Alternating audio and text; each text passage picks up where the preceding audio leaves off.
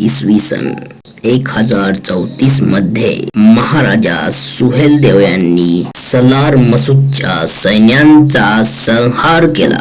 त्यानंतर इसवी सन 1173 मध्ये मोहम्मद गौरी गजनीचा सेनापती बनला. त्याचा उद्देश सुद्धा भारतावर आक्रमण करून सत्ता प्रस्थापित करणे हाच होता. पण मोहम्मद गौरीला हे माहित होते की भारतीय राज्ये संकट समयी एकत्र येऊन शत्रूचा जोरदार प्रतिकार करतात. त्यामुळे त्याने प्रथम इसवी सन 1175 मध्ये मुलतानवर हल्ला केला. त्या काळात मुलतानवर शिया मुसलमानांचे राज्य होते, जे गजनवीच्या दासीपुत्रांचे वंशज होते.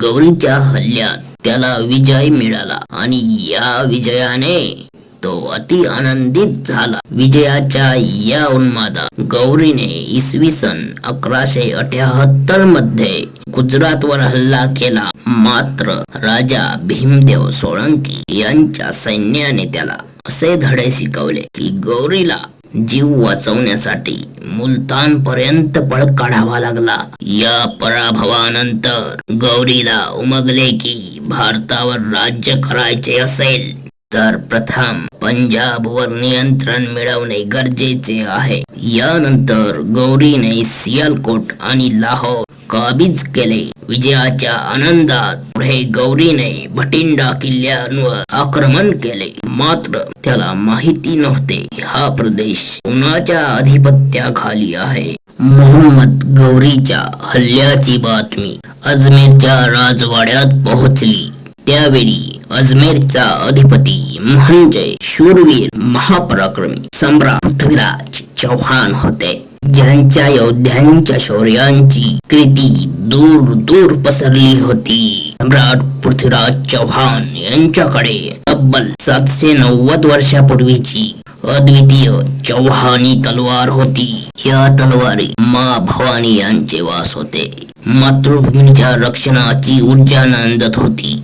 जेव्हा सम्राटांना म्लेच्छ सैन्याने भटिंडाच्या किल्ल्यांवर आक्रमण केल्याची आणि मंदिराची लूट तसेच स्त्रियांच्या अस्मितेचा अपमान केल्याची माहिती मिळाली, तेव्हा त्यांचा संताप अनावर झाला. सम्राट पृथ्वीराज चौहान सिंहासनावर उभे राहिले. हातातील चौहानी तलवारीचा आपल्याच स्वतःच्या रक्ताने अभिषेक करायला लागले.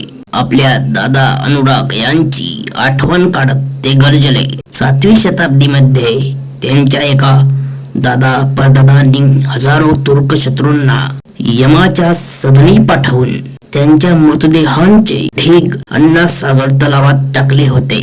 तेव्हा शांत बसले नव्हते. आजही आम्ही शांत बसणार नाही असे म्हणून सम्राटांनी आपल्या सरदारांना आदेश दिला की आता ह्या मलेच्छांना त्यांच्या कुकर्माची शिक्षा मिळालीच पाहिजे.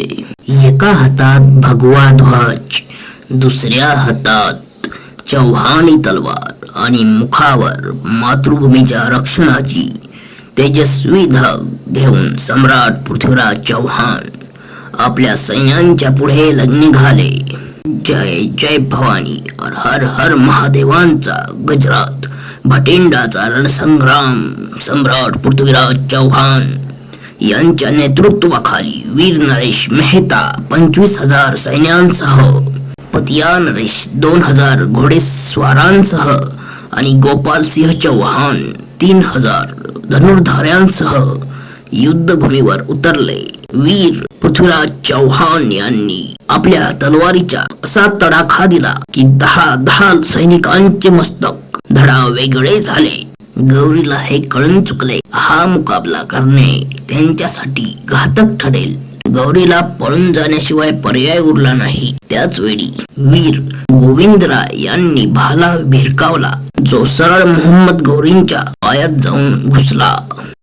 क्षत्रिय धर्मांचा सन्मान गौरीला पकडून पृथ्वीराज सम्राटांसमोर आणले गेले.